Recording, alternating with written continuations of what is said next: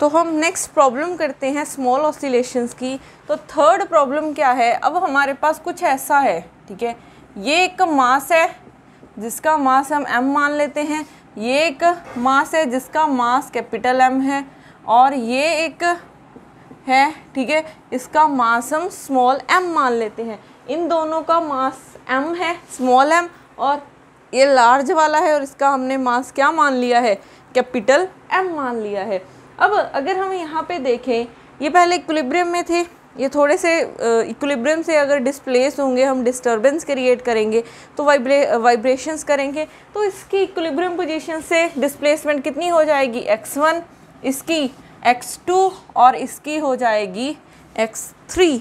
अब हमने अगर एंगुलर फ्रीक्वेंसी निकालनी है तो हमें क्या पता होना चाहिए, हमें पता होना चाहिए पोटेंशियल एनर्जी और काइनेटिक एनर्जी।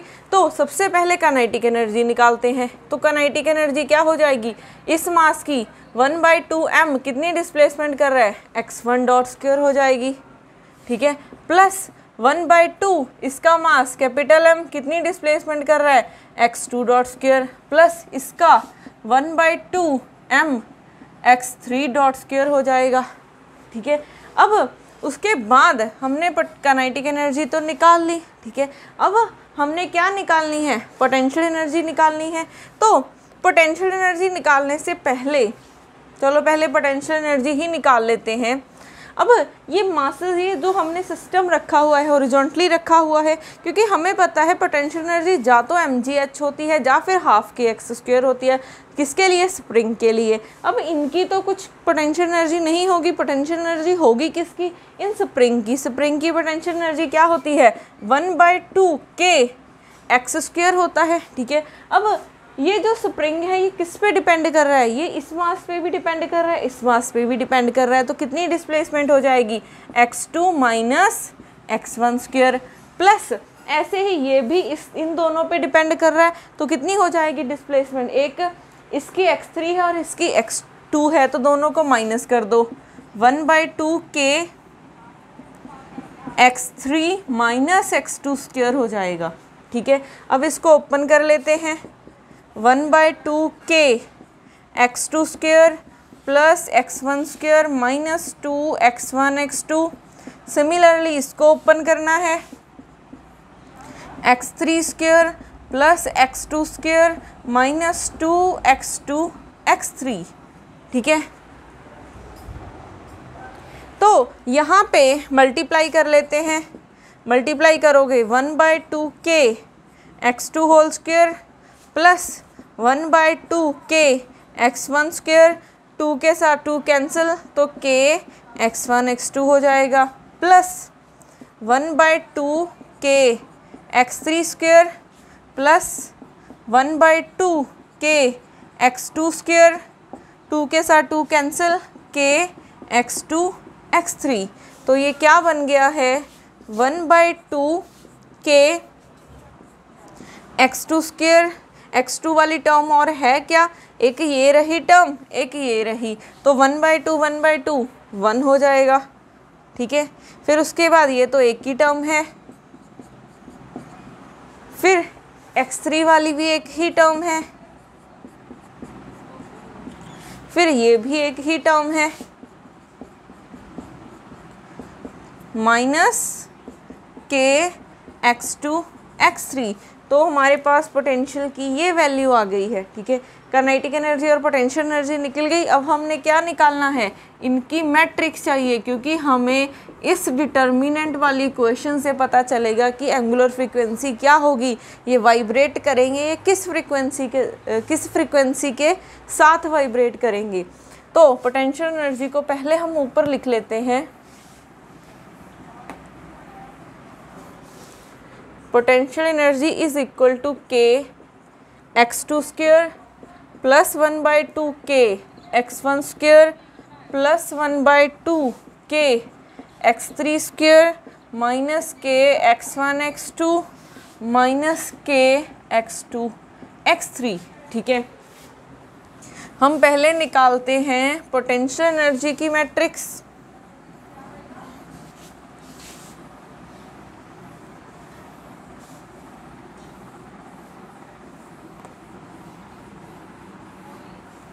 पहले हम निकालते हैं पोटेंशियल एनर्जी की मैट्रिक्स। तो क्या हो जाएगी, V matrix is equal to V1। अब देखो यहाँ पे कितने वेरिएबल्स हैं, एक x1 है, एक x2 है, एक x3 है, तो 3 कोऑर्डिनेट्स हैं, तो कितने की मैट्रिक्स बनेगी, 3 क्रॉस 3 की मैट्रिक्स बनेगी। तो यहाँ पे V11, V12, V13, ठीक है। ऐसे ही 21, 22, फिर हो जाएगी 23, फिर 31, 32, फिर हो जाएगी 33। तो ये 3 क्रॉस 3 की मैट्रिक्स बनेगी। अब उसके बाद V11 क्या होगा, coefficient of x1 square, V22 क्या हो जाएगा, coefficient of x2 square, V33 क्या हो जाएगा, कोफिशिएंट ऑफ x3 स्क्वायर, ठीक है। पहले इनकी वैल्यूज़ लिख लेते हैं। x1 स्क्वायर का कोफिशिएंट k/2 है, x2 k है, x3 स्क्वायर का कोफिशिएंट k/2 है, ठीक है। उसके बाद डायगोनल एलिमेंट निकाल लिए, अब निकालते हैं बाकी।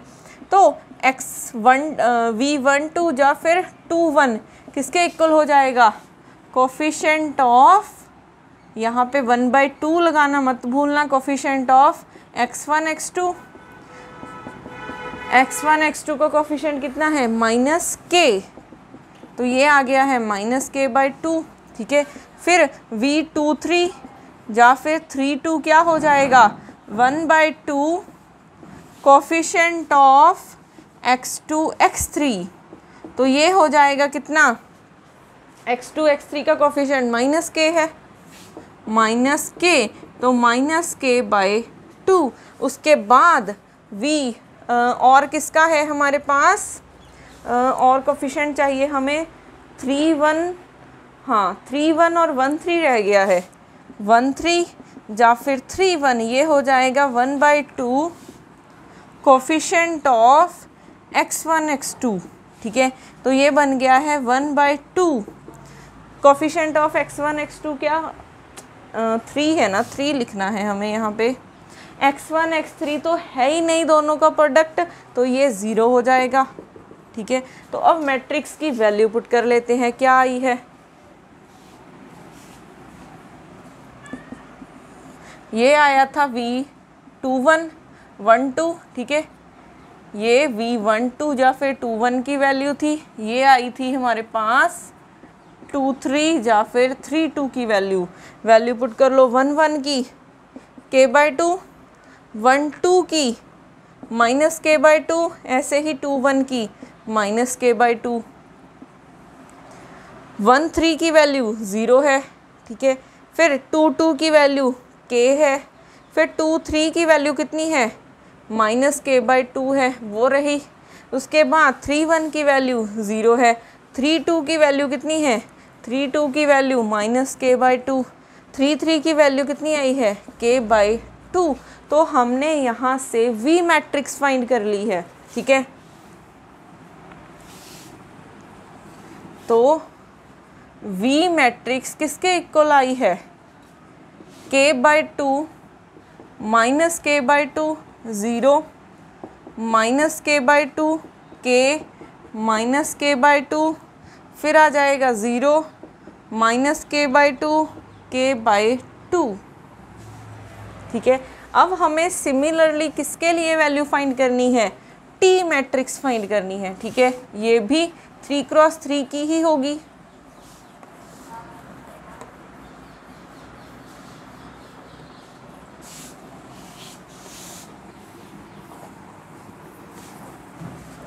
तो यहाँ से देखो T मैट्रिक्स क्या हो जाएगी, T11, T12, T13,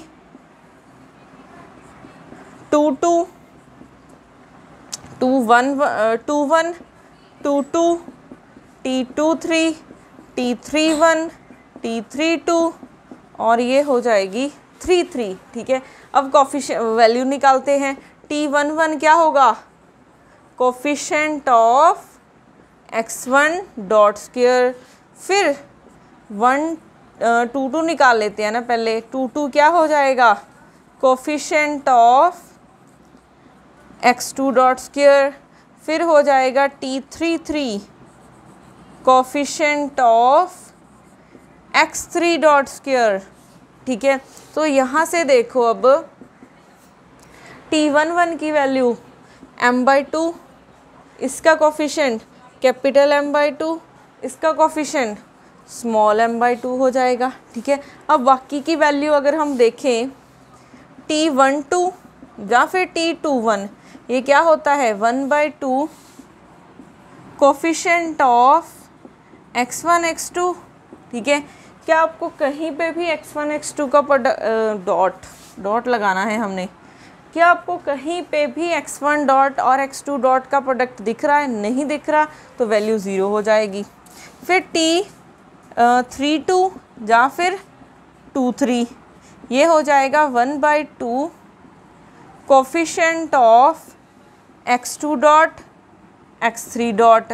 ठीक है, ये किसके इक्वल हो जाएगा, क्या आपको कहीं पे भी इन दोनों का प्रोडक्ट यहाँ पे दिख रहा है, नहीं दिख रहा, तो वैल्यू 0 हो जाएगी। ये तो हर एक केस के लिए 0 ही होगी। ठीक है, तो ये आपको फाइंड करने की ज़रूरत नहीं है। आप सोचोगे कि इतनी लंबी डेरिवेशन है, मोस्टली आपको 2 वाला केस होगा, 3 वाला तो केस आएगा ही नहीं, बट फिर भी आपको आना चाहिए। ठीक है, अब उसके बाद 3 1 रह गया है या फिर 1 3, तो ये हो जाएगा 1/2 कोफिशिएंट ऑफ x1 x3। ठीक है, क्या आपको इनका प्रोडक्ट कहीं दिख रहा है, नहीं दिख रहा, तो वैल्यू 0 हो जाएगी। तो अब देखो ये मैट्रिक्स क्या बन गई है, ये मैट्रिक्स बन गई है t11 m/2।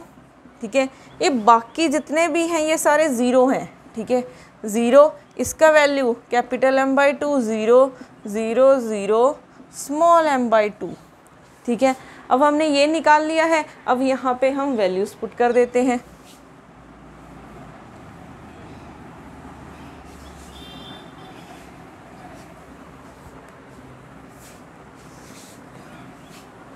अब देखो पहले हमने यहाँ पे देखते हैं v की वैल्यू क्या आई है, k/2 minus k/2 0 minus k/2 k minus k/2 0 minus k/2 k/2, फिर माइनस ओमेगा स्क्वायर, ये मैट्रिक्स है m/2 0 0 0 capital M/2 0 0 0 small m/2। ठीक है,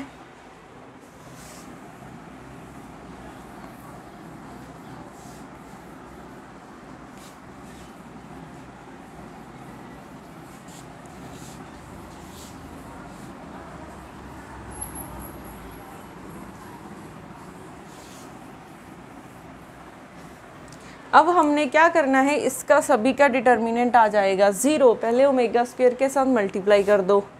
ठीक है, इसी स्टेप में कर देते हैं, ओमेगा स्क्वायर के साथ मल्टीप्लाई करोगे ये हो जाएगा m ओमेगा स्क्वायर बाई 2, यहाँ पे capital M omega square by 2, यहाँ पे हो जाएगा small m omega square by 2।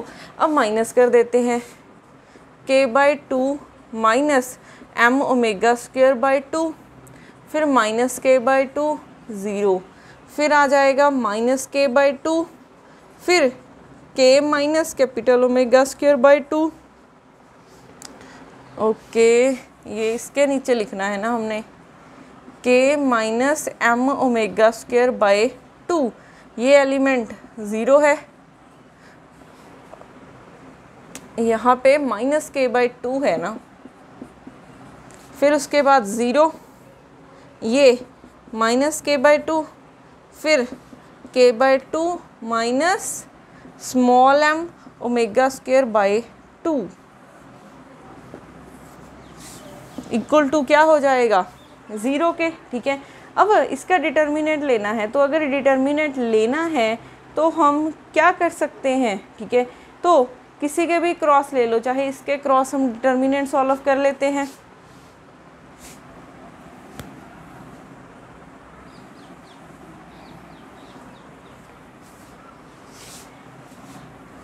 अब देखो क्या बन जाएगा, पहले ये वाला एलिमेंट, इसके क्रॉस हम डिटर्मिनेंट सॉल्व कर रहे हैं, तो k/2 m omega square by 2, ठीक है। फिर अगर ये वाला एलिमेंट ले रहे हैं तो ये दोनों आ जाएंगे, k minus m omega square by 2 minus k/2 minus k/2 k/2 minus m omega square by 2, ये हो गया। उसके बाद फिर ये एक ऑलरेडी क्योंकि प्लस आया है, फिर minus minus minus plus plus k/2, इसके लिए कौन सा, ये छोड़ दो तो ये वाले एलिमेंट्स आ जाएंगे, ठीक है। तो माइनस k/2 0,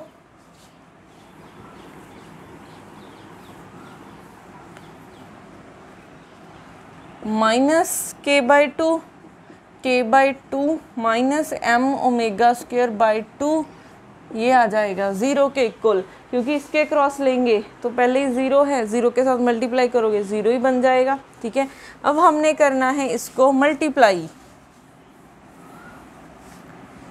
तो k/2 minus m omega square by 2, ठीक है। मल्टीप्लाई करो इसको, k minus m omega square by 2, इसके नीचे है सिर्फ 2,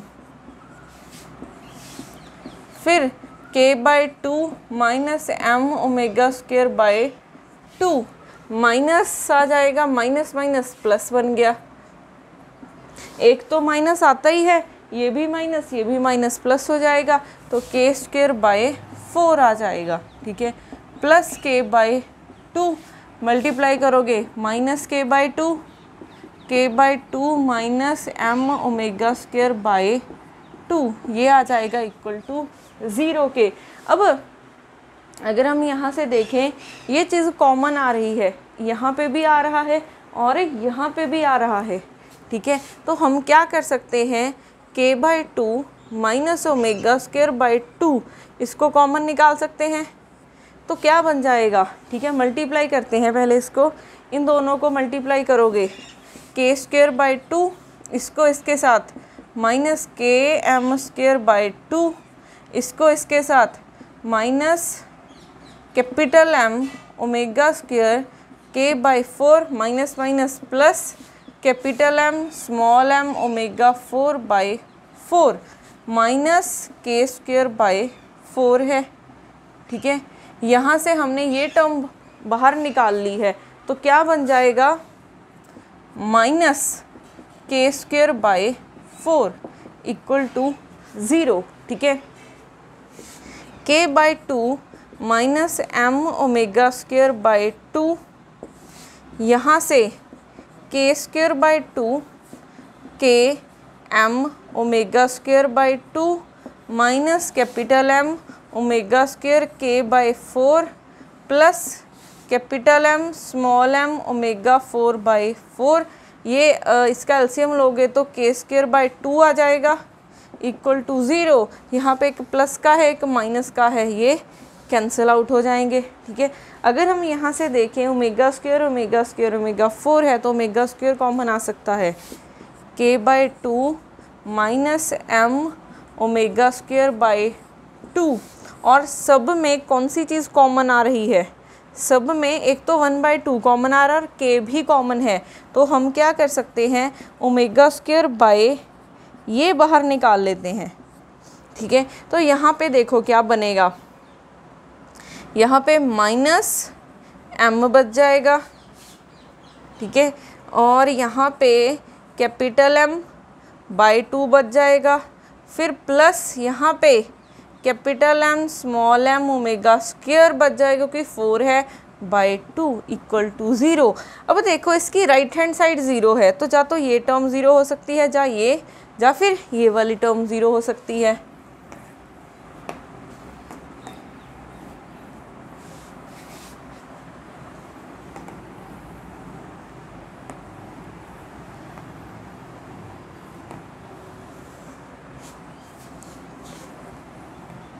तो यहाँ से देखो, या तो ये वाली टर्म 0 हो सकती है, k/2 minus M omega square by 2, या तो ये टर्म 0 हो सकती है या फिर ये वाली टर्म,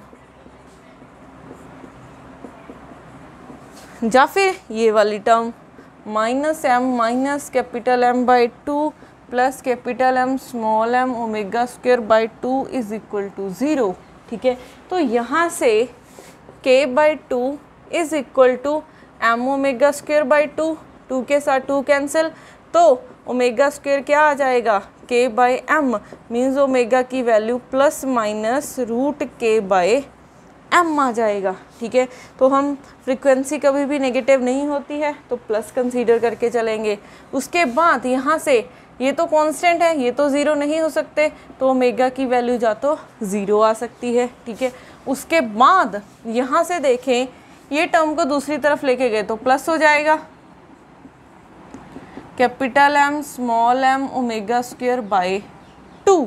ठीक है, ये पूरी टर्म को इस तरफ ले आओ। ठीक है, तो 2 एलसीएम ले लेते हैं, 2m plus capital M by 2 divided by ये वाली term capital M small M is equal to omega square, 2 के साथ 2 cancel,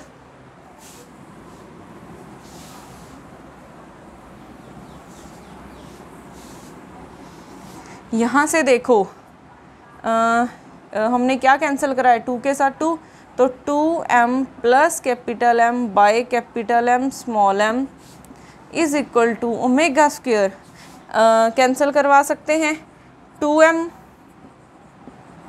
by capital M small M plus capital M by this is equal to omega square, ये cancel, तो 2 by capital M plus 1 by small M equal to हो जाएगा omega square के। ठीक है, तो यहाँ से देखो ओमेगा की वैल्यू एक तो आई है रूट के बाई एम, एक आई है 0 और एक आ गई है 2 by capital M plus M.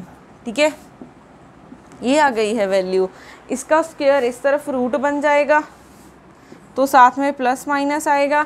हम फ्रीक्वेंसी कभी भी नेगेटिव नहीं लेते हैं, नेगेटिव होती ही नहीं है, तो प्लस साइन आ जाएगा, तो आपके पास ये फ्रीक्वेंसी आ जाएंगी।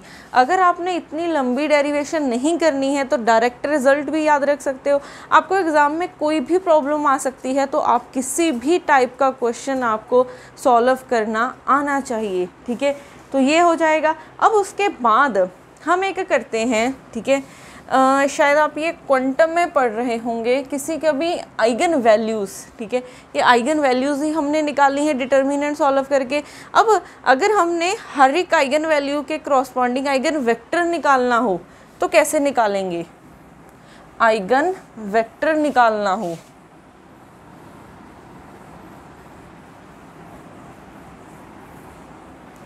तो यहाँ पे ओमेगा हो जाएगा root K by M 0 root 2 by capital M plus 1 by M. ठीक है, अब यहाँ पे अगर हम सिर्फ फर्स्ट फ्रीक्वेंसी के लिए निकालें, ठीक है, और हम आइगन वेक्टर को क्या मान लेते हैं, आइगन वेक्टर मीन्स x को मान लेते हैं, क्योंकि 3 क्रॉस 3 की है तो ये एक कॉलम वेक्टर होगा, ये मान लेते हैं। अब हमने सॉल्व करना है। देखो हमारे पास यही था, ठीक है, इसको मल्टीप्लाई कर देना है x1 x2 x3, ठीक है, इक्वल टू 0। अब हमने ये इरेज कर दिया है, पहले इसकी वैल्यू देख लेते हैं क्या थी।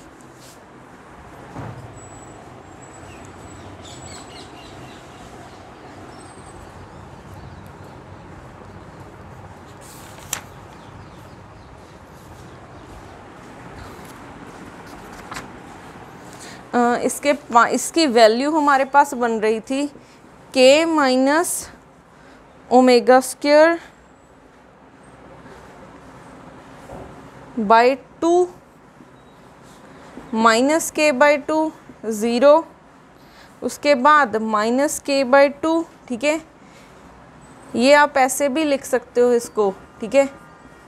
उसके बाद यहाँ पे k minus M omega square by 2 आ गया था, उसके बाद यहाँ पे माइनस k बाई 2, फिर 0, फिर माइनस के बाई टू, के माइनस एम ओमेगा, यहाँ पे भी 2 और यहाँ पे भी 2, ये आ रहा था, ठीक है। और साथ में ये है x1 x2 x3, ठीक है। अब आपने क्या करना है, पहले हम ओमेगा को ये मान के चल रहे हैं, ठीक है, इसके लिए निकाल रहे हैं आइगन वेक्टर। तो ओमेगा स्क्वायर की वैल्यू देखो, क्योंकि सब जगह ओमेगा स्क्वायर है, तो यहाँ से ओमेगा स्क्वायर क्या हो जाएगा, k बाई एम। यहीं पे वैल्यूज पुट कर देते हैं हम, ठीक है। अगर हम यहीं पे वैल्यूज पुट करेंगे तो k बाई एम, यहाँ पे k बाई एम, यहाँ पे k बाई एम हो जाएगा, ठीक है। तो ये कैंसिल हुआ, उसके बाद यहाँ से ये कैंसिल हो जाएगा, तो हमारे पास क्या बचेगा, यहाँ पे देखो k बाई टू, फिर माइनस के बाई टू, फिर माइनस के बाई टू 0, यहाँ पे माइनस के बाई टू,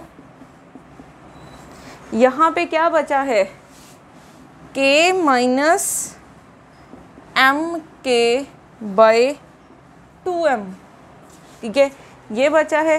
फिर यहाँ पे माइनस के बाई टू है, उसके बाद 0 माइनस के बाई टू, फिर यहाँ पे फिर से क्या बन गया है, k by to minus K by to, ठीक है। साथ में ये है x1 x2 x3 equal to 0 0 0। अगर आप देखोगे ये 0 बन गया है, ठीक है।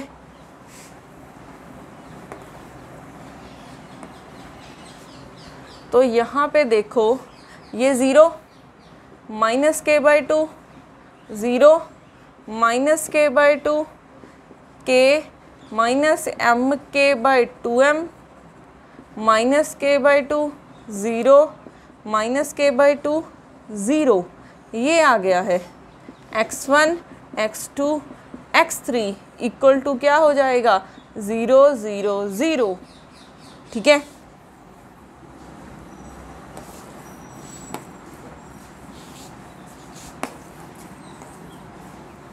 अब उसके बाद हमने क्या करना है, मल्टीप्लाई करना है, ठीक है। अगर हम मल्टीप्लाई करेंगे ये 0, कैसे करते, इसको इसके साथ, इसको इसके साथ, इसको इसके साथ, तो मल्टीप्लाई करोगे क्या बन जाएगा, minus K by two x2, ठीक है।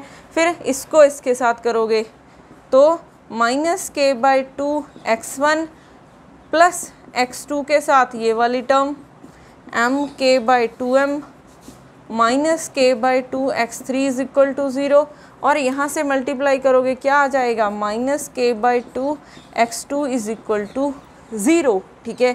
तो यहाँ से देखो ये भी 0 के इक्वल है, तो यहाँ से x2 0 है और यहाँ से क्या आ गया है, x2 0 आ गया है, ठीक है। तो अगर x2 0 आ गया है तो ये वाली टर्म 0 बन गई है। तो यहाँ से देखो क्या बना, minus K by two x1, ये term 0, minus K by two x3 is equal to 0। तो k बाई टू कॉमन आ रहा है, माइनस निकाल लो, x1 plus x3 is equal to 0।